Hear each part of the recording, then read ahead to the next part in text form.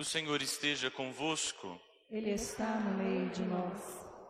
Proclamação do Evangelho de Jesus Cristo segundo João.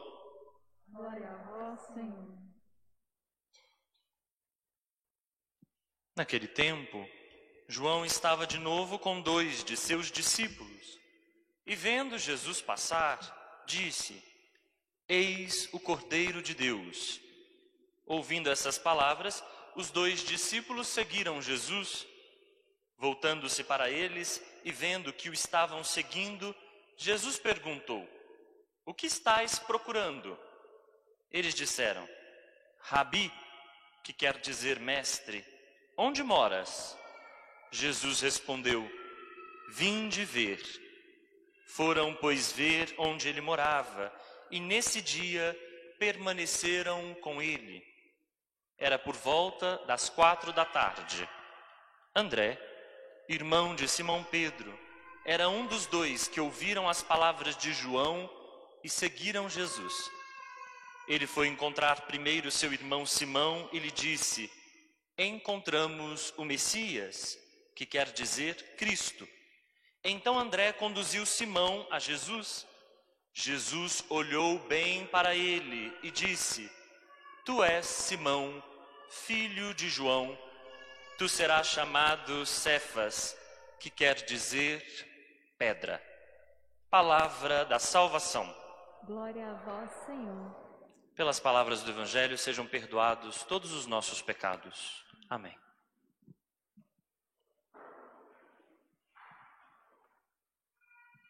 Meus irmãos, minhas irmãs, nós ouvimos nessa liturgia relatos de chamamento, de chamado, de vocação. Deus chama, como uma chama que arde no coração da gente. Uma chama que arde e que nos convoca. Deus nos atravessa.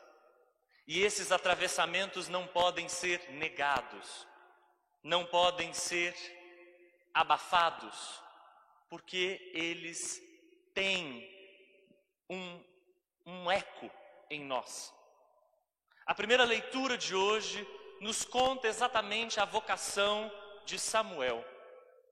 Samuel foi consagrado por sua mãe ao serviço do templo desde muito novo. Cresceu no serviço do templo.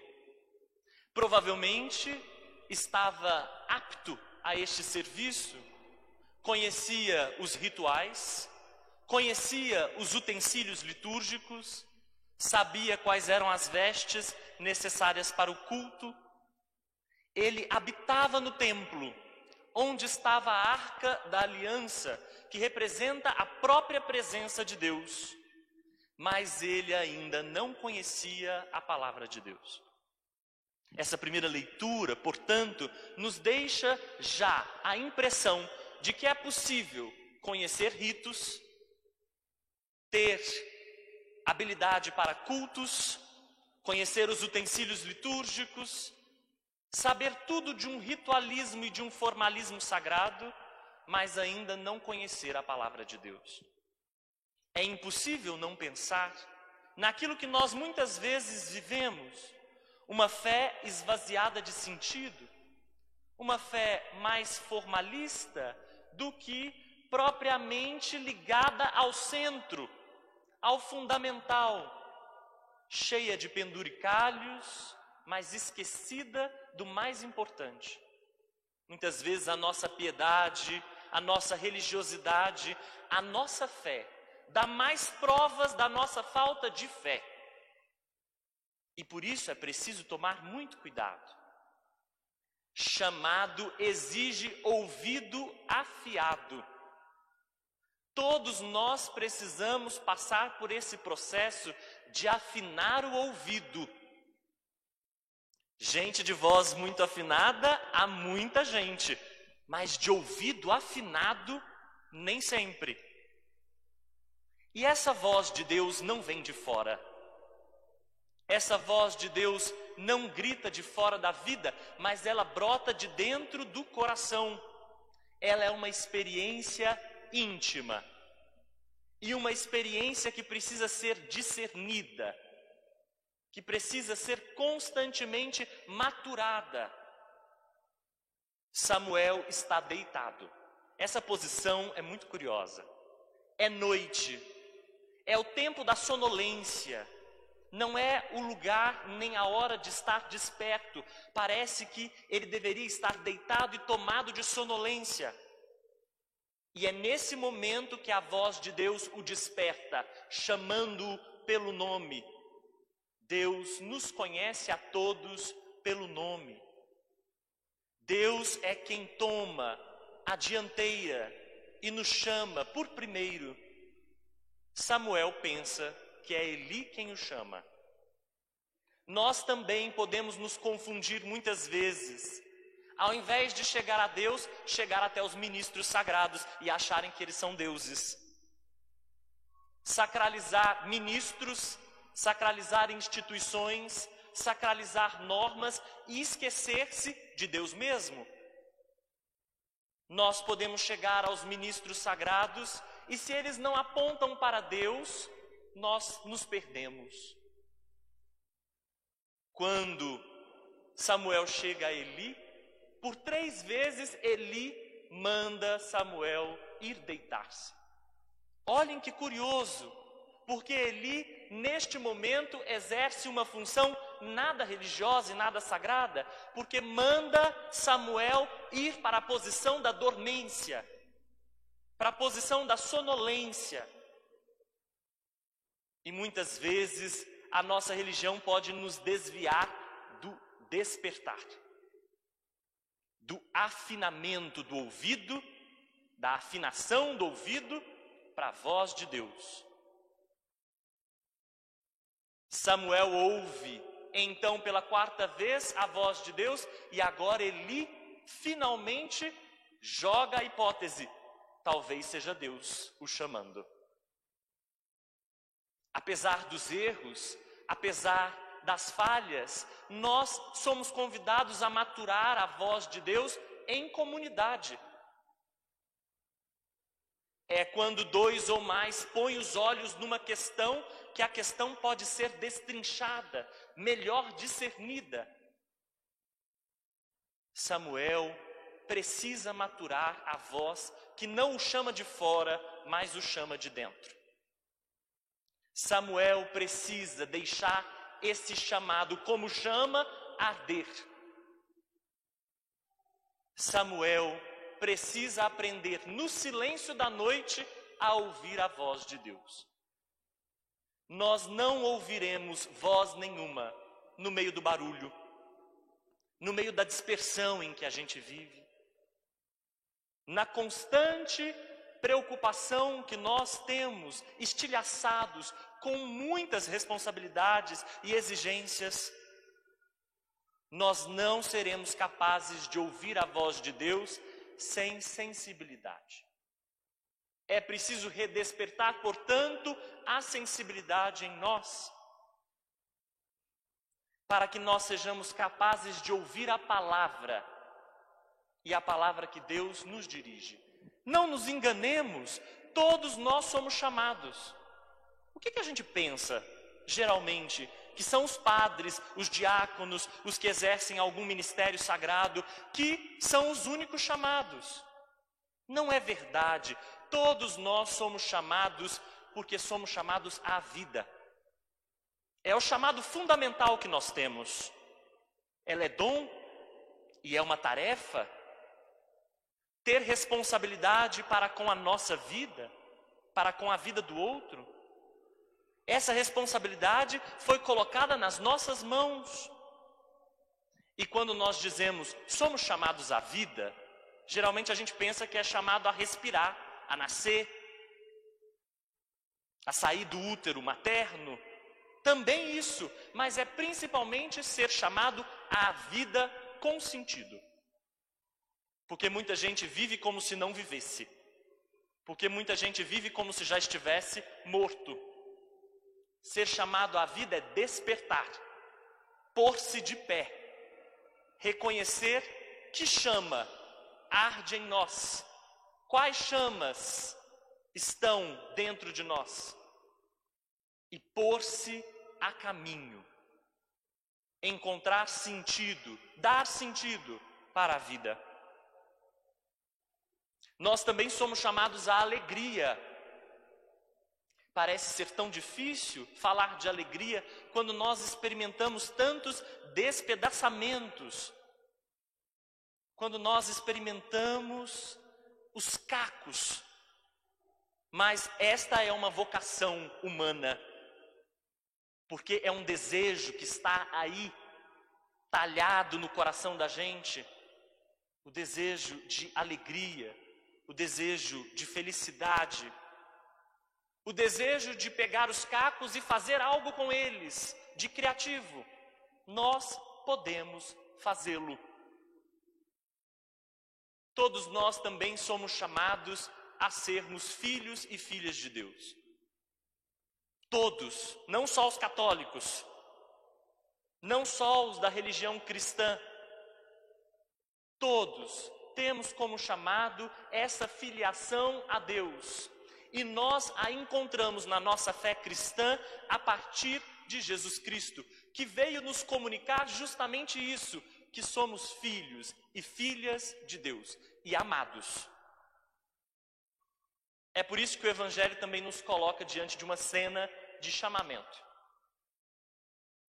Essa cena é Jesus passando no terceiro dia. Infelizmente, a tesoura litúrgica cortou essa pequena informação temporal. Terceiro dia. É no terceiro dia que Jesus passa. Terceiro dia é o tempo de Deus, é o tempo da ação divina.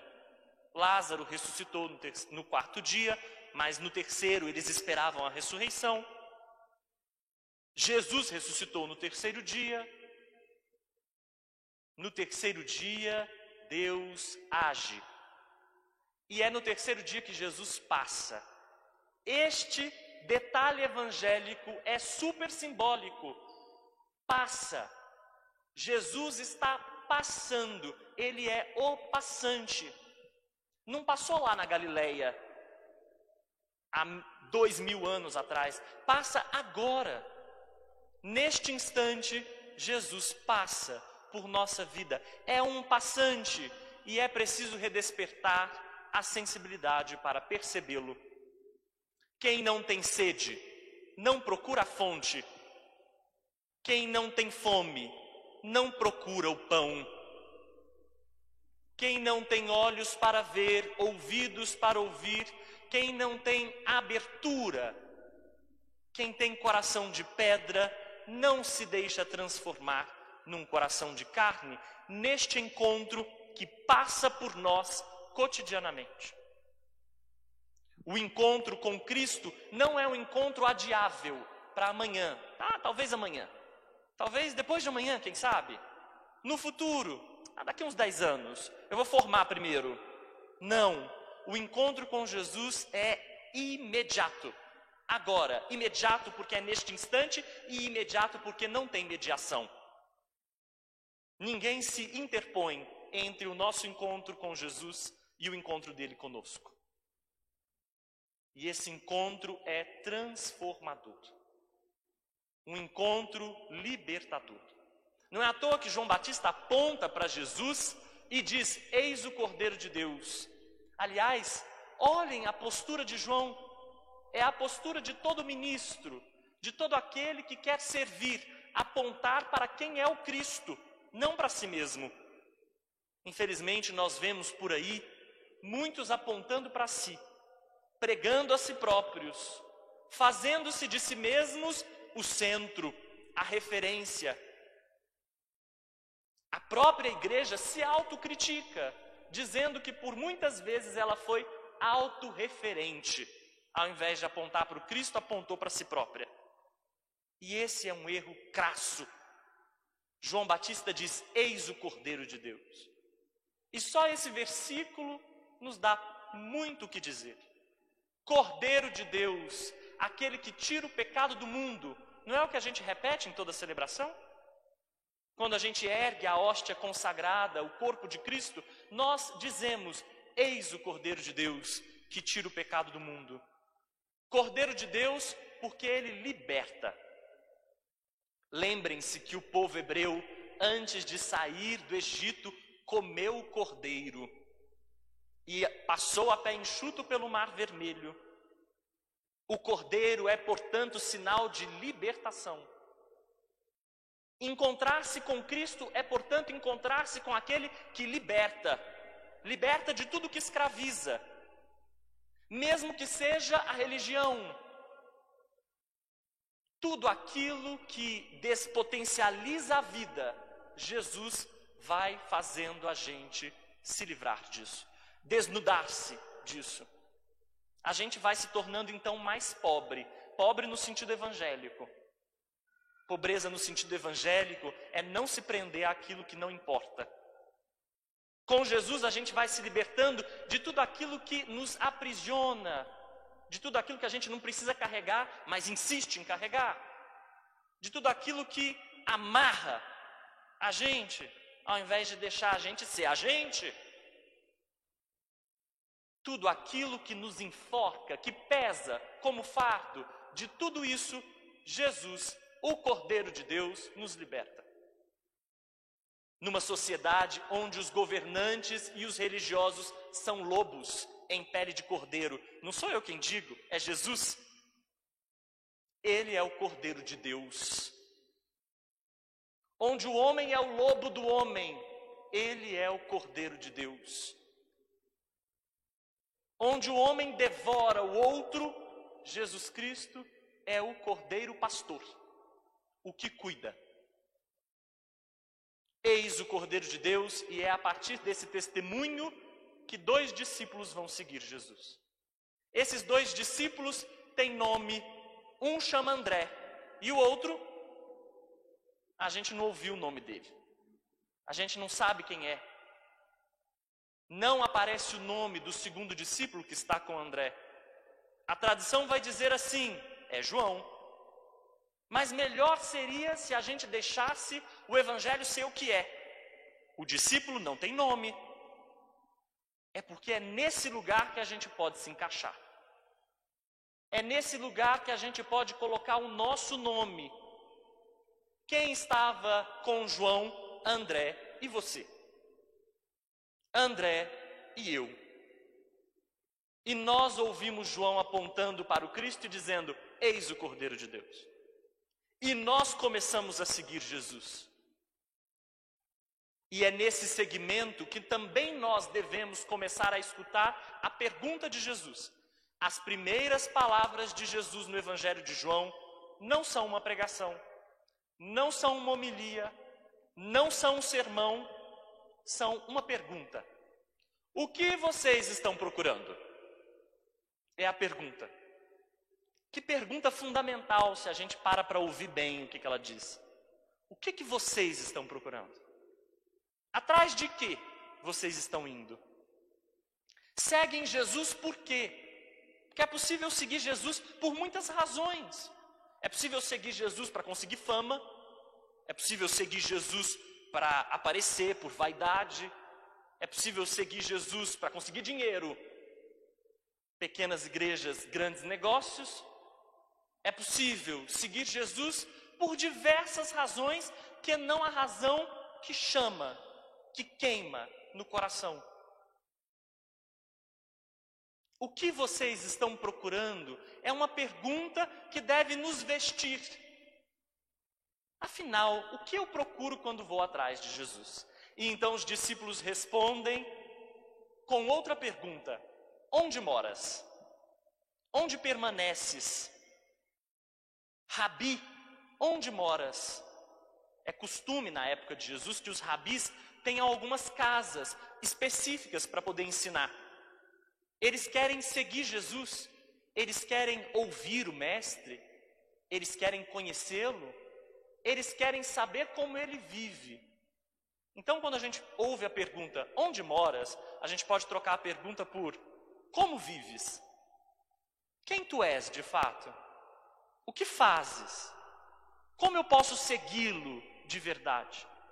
E Jesus não responde com teoria. Jesus não responde com conteúdo. Jesus não responde com lista de afazeres. Não é um manual de moral. O que Jesus faz é chamar. Vinde ver. Esse é o convite de hoje.